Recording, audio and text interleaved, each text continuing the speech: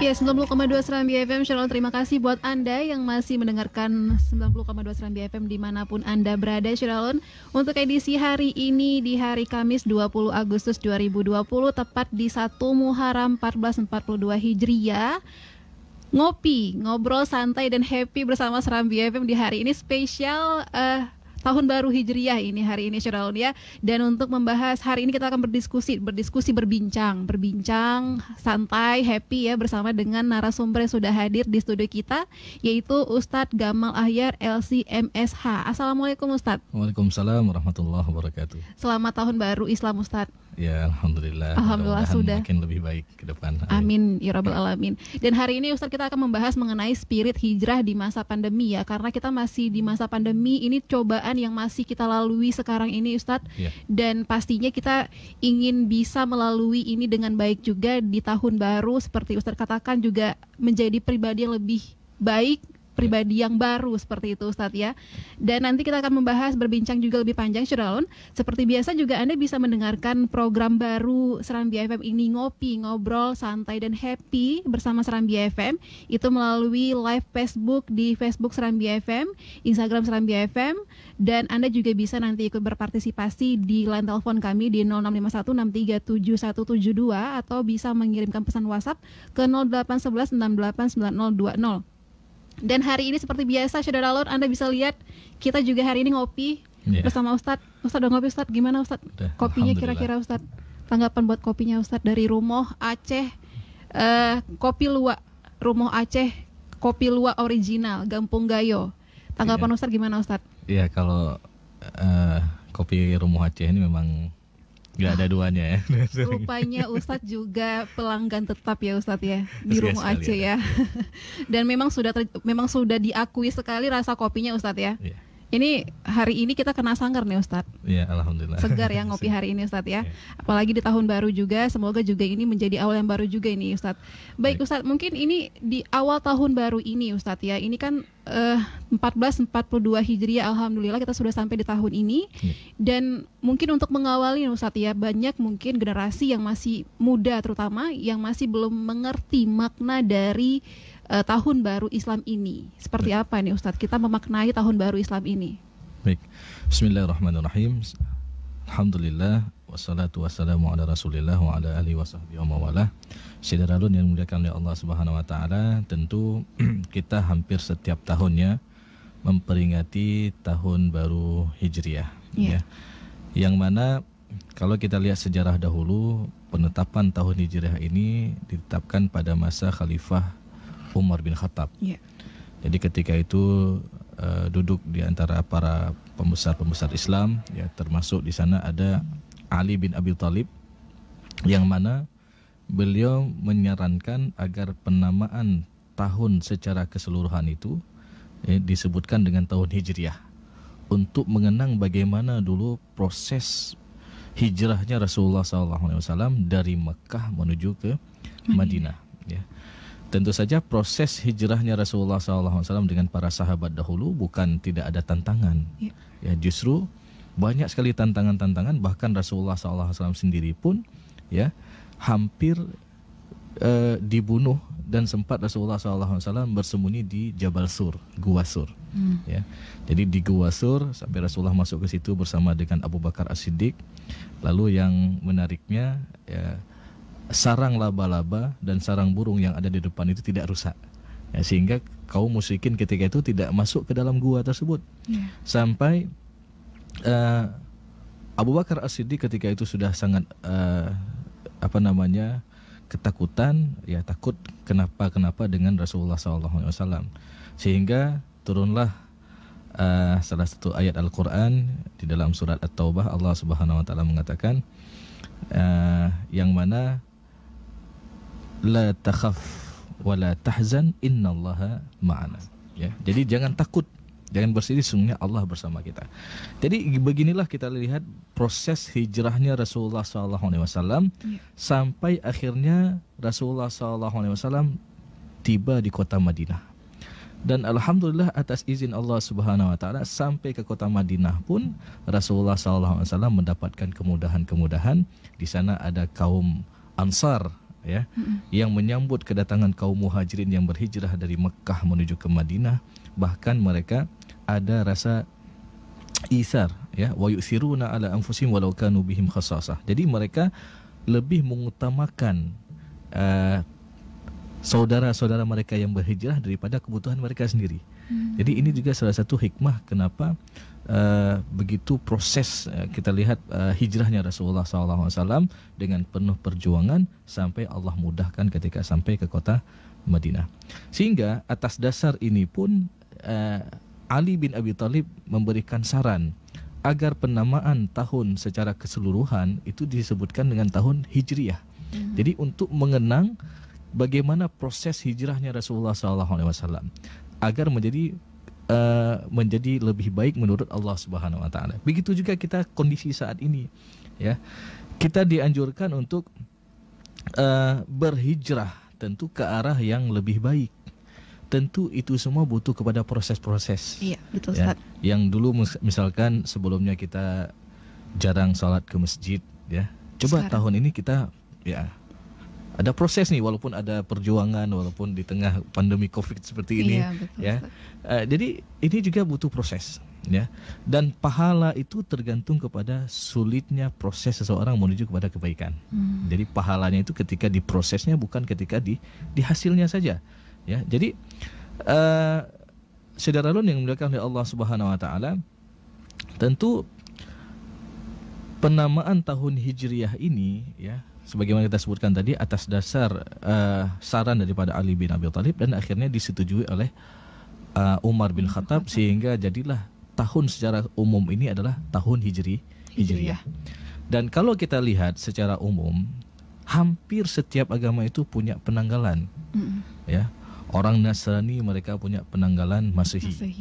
Orang Cina, ya, mereka juga punya penanggalan Imlek, misalkan, tahun baru Imlek. Lunar, Ustaz, ya? Ya. Kalender, ya, Ya. betul. Kemudian ada orang, ya, Buddha, ya, mereka punya penanggalan apa istilahnya Waisak atau apa. Jadi setiap agama itu punya penanggalan, dan Islam juga punya penanggalan Hijriyah, dan ini yang diakui di sisi Allah Subhanahu Wa Taala. Tatkala kita melihat dalam firman Allah Subhanahu Wa Taala surat At-Taubah ayat ke-36, inna iddatasy syuhuri 'indallah 12 syahran fi kitabillah. Sesungguhnya perhitungan bulan yang diakui di sisi Allah itu ada 12 bulan. Dan 12 bulan itu telah Allah tetapkan sejak awal penciptaan langit dan bumi. Minha arba'atun hurum. Di antara 12 bulan tersebut ada 4 bulan yang dikenal dengan 4 bulan haram. Ataupun yang dikenal dengan Asyhurul Hurum, ya, bulan haram. Jadi bulan haram itu adalah bulan yang Allah lebihkan dibandingkan dengan bulan-bulan yang lain. Karena perlu kita ketahui bahwasanya hak Allah untuk melebihkan satu daripada yang lainnya. Contoh, Allah melebihkan Nabi dibandingkan dengan Nabi-Nabi Allah. Ada yang langsung bisa berbicara dengan Allah, seperti Nabi Musa dan lain sebagainya. Hak Allah juga yang melebihkan waktu dalam seminggu, sebagaimana Allah melebihkan hari Jumat dibandingkan dengan hari-hari yang lainnya. Hak Allah juga yang berhak melebihkan hari dalam satu tahun, misalkan ketika Allah melebihkan hari Arafah dibandingkan dengan hari-hari yang lainnya. Dan hak Allah juga yang melebihkan hari dalam 24 jam, sebagaimana Allah melebihkan di sepertiga malam dibandingkan dengan waktu yang lainnya. Dan hak Allah juga yang melebihkan bulan di antara bulan-bulannya, sebagaimana Allah melebihkan bulan haram, yang mana bulan haram itu disebutkan ada 4, yang di 3 bulan berurutan, 1 bulan terpisah. 3 bulan yang berurutan itu adalah bulan Zulqa'dah, Zulhijjah, Muharram. Kita hari ini berada di 1 Muharram. Ini juga kita berada di bulan haram. Maknanya kita dianjurkan untuk berbuat kebaikan-kebaikan. Barang siapa yang melakukan kebaikan pada bulan haram tersebut, insya Allah Allah Subhanahu Wa Taala akan lipat gandakan pahalanya. Dan satu yang terpisah adalah bulan Rajab. Iya, jauh ya, Ustaz, ya? Jauh. Zulqa'dah, Zulhijjah, Muharram itu 3 bulan berurutan. Satu yang terpisah adalah bulan Rajab. Jadi makna yang ingin disampaikan dalam hijrah ini adalah agar kita mampu untuk berpindah dari sesuatu kepada sesuatu yang lebih baik. Dari suatu tempat kepada tempat yang lebih baik yang diridhai oleh Allah Subhanahu Wa Taala. Jadi seperti itu. Iya. Nah Ustadz, ini dikatakan bulan Muharram ini mendapat sebutan khusus, ya ini Syahrullah, atau tepatnya Syahrullah al-Asham, bulan Allah yang sunyi. Dan katanya ini Ustadz ya, saking sucinya ini Ustadz, itu tidak harus terjadi riak atau konflik. Itu gimana sih Ustadz maksudnya? Benar. Apa memang kita benar-benar harus yang adem ayem di sini, seperti apa nih Ustadz? Ya, sebagaimana kita sebutkan tadi bahwasanya bulan Muharram. Jadi Muharram ini termasuk bulan yang pertama dari tahun Hijriyah. Iya. Jadi bulan Muharram ini juga bulan yang kita kenal tadi bulan haram. Makna bulan haram ini adalah umat Islam ketika itu diharamkan untuk berperang, untuk memuliakan bulan ini, kecuali kalau dia dalam keadaan diserang. Ya. Jadi umat Islam dianjurkan untuk memperbanyak berbuat kebaikan-kebaikan, karena barang siapa yang melakukan kebaikan pada bulan tersebut, Allah lipat gandakan pahalanya. Sebaliknya, ketika dia melakukan perbuatan dosa dan maksiat, Allah perbesarkan dosanya. Sehingga kalau kita lihat di akhir daripada ayat At-Taubah ayat ke-36 itu, Allah menyebutkan fala tadlimu fihinna anfusakum, dan jangan kalian menzalimi diri kalian sendiri pada bulan-bulan haram tersebut. Jadi salah satu bulan haram itu adalah bulan Muharram. Iya. Nah Ustadz, berarti kan ini sekarang kita lagi di masa pandemi nih Ustadz. Balik ke tema kita, spirit hijrah di masa pandemi. Dan kalau bisa memang kita melakukan amalan-amalan baik ya Ustadz ya, selama bulan Muharram ini, untuk supaya dilipat gandakan nanti pahala kita, seperti itu Ustadz. Jadi ini pandemi ini juga di satu sisi menjadi cobaan buat kita, tapi juga jadi waktu kita buat benar-benar melakukan ibadah yang total, seperti itu Ustadz ya. Benar. Gimana nih Ustadz kira-kira kalau di pandemi supaya kita lebih semangat beribadahnya di bulan Muharram ini, melakukan hal-hal yang baik-baik juga di bulan Muharram ini Ustadz? Iya. Jadi berkaitan dengan kondisi sekarang sedang pandemi COVID-19, yang mana hampir kurang lebih setengah tahun ya. Iya Ustadz, iya. Kurang lebih setengah tahun kita merasakan bagaimana wabah ini sangat luar biasa. Dan tentu kita selaku umat Islam secara hakikat mempercayai bahwasanya tidak akan terjadi sesuatu yang menimpa suatu umat melainkan atas izin daripada Allah Subhanahu wa taala. Maknanya virus itu juga makhluk, salah satu daripada makhluk Allah. Ya. Dan Allah tidak menggerakkan kecuali atas izin daripada Allah Subhanahu wa taala. Namun kita selaku manusia ya dianjurkan untuk berikhtiar. Mana berikhtiar, misalkan ya sebagaimana hadis Rasulullah SAW, kalau ada suatu wabah melanda suatu negeri, maka yang ada di negeri itu tidak boleh keluar. Dan yang keluar nggak boleh masuk. Ataupun kalau kita istilah dengan bahasa sekarang lockdown ya. Lockdown Ustaz, iya. Ataupun ya PSBB dan lain sebagainya, istilah-istilah sekarang. Nah, itu juga salah satu bentuk ikhtiar. Ya, selain itu juga sebagaimana yang direkomendasikan oleh para nakes ataupun tenaga kesehatan, ya, kita harus pakai masker, sering cuci tangan, itu juga salah satu bentuk ikhtiar kita. Namun kalau kita sudah berikhtiar, lalu rupanya ketika dites kita juga terkena ya penyakit misalkan, berarti itu sudah takdir Allah Subhanahu wa taala. Ini kita udah ikhtiar ya Ustadz ya? Iya, kita sudah ikhtiar, sudah jaga jarak, sudah segala macam kita proteksi diri kita dalam segi usaha manusia. Ya. Tapi ketika itu juga Allah takdirkan kita kena, ya berarti itu ujian daripada Allah Subhanahu wa taala. Ya. Dan Allah tidak akan memberikan ujian kecuali atas kesanggupan orang tersebut. La yukallifullahu nafsan illa wus'aha. Ya. Jadi Allah tidak akan memberikan beban di luar batas kesanggupan kita. Ya. Oleh karena itu, ya, selain kita tadi banyak-banyak ikhtiar, ya, jangan lupakan juga banyak-banyak berdoa. Karena doa itu adalah senjata seorang mukmin, ya. Dan ketika kita banyak-banyak berdoa, tentu ini juga semakin mendekatkan diri kita dengan Allah Subhanahu wa taala. Maka dalam rangka bagaimana kita menggali semangat hijrah ataupun spirit hijrah di masa pandemik seperti ini, ya kita tentu akan memperbaiki diri kita. Ya, yang dulunya misalkan kurang dalam hal beribadah, kurang baca Quran, sekarang kita banyak-banyak baca Al-Quran. Yang dulunya mungkin kita kurang ataupun tidak melaksanakan sholat, ataupun sholatnya bolong-bolong dan lain sebagainya, coba kita perbaiki menjadi pribadi yang lebih baik. Karena kenapa? Dalam pandemi seperti ini kita sering mendengar adanya kematian, ada orang yang musibah kematian. Tentu ini akan mengingatkan kita yang masih hidup bahwa lambat ya. Siap tidak siap kita semua akan mendapatkan yang namanya kematian. Ya. Jadi ini menjadi semangat kita untuk terus berhijrah. Makna berhijrah di sini adalah kita menjadi pribadi yang lebih baik. Kita menjadi pribadi yang semakin dekat dengan Allah Subhanahu wa taala dengan segala cara yang kita miliki.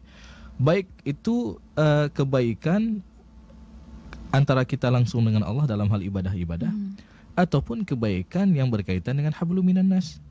Ya mungkin kita mendengar selama ini ada orang yang di PHK karena masalah pandemik seperti ini, sehingga dia tidak punya pekerjaan. Kita yang memiliki harta, ya berbagi, apa salahnya kita berbagi, ya kita bantu.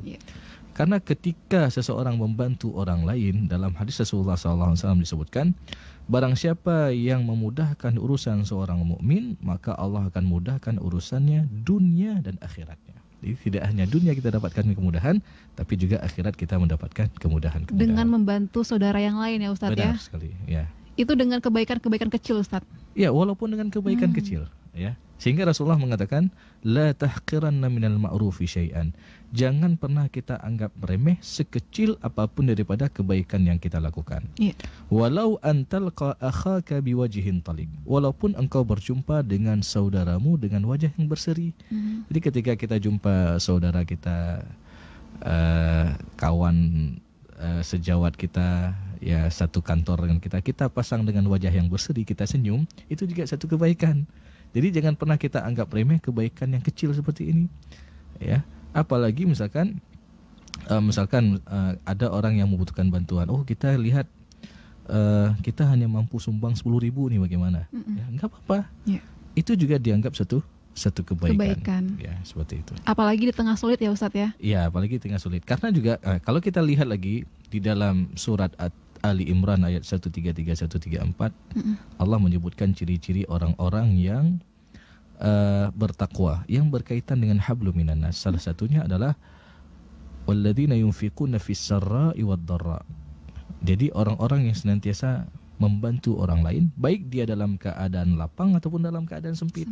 Ya. Jadi dalam keadaan sempit saja kita suruh berbuat kebaikan, apalagi dalam keadaan lapang. Karena itu efeknya bukan hanya kita dapatkan untuk dunia kita, tapi juga untuk hari akhir nanti. Ya. Iya, baik Ustadz. Ini ada yang bertanya Ustadz dari Rita di Ili.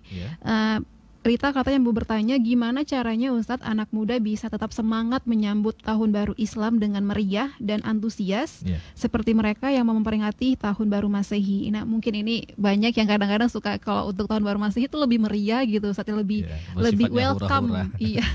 Lebih welcome seperti apa Ustadz. Tapi tahan dulu Ustadz ya. Baik. Kita akan jeda dulu nih Syederalun, ngopi, ngobrol santai dan happy bersama Serambi FM akan kembali masih bersama dengan Ustadz Gamal Ahyar. Terus stay tune di sini Syederalun.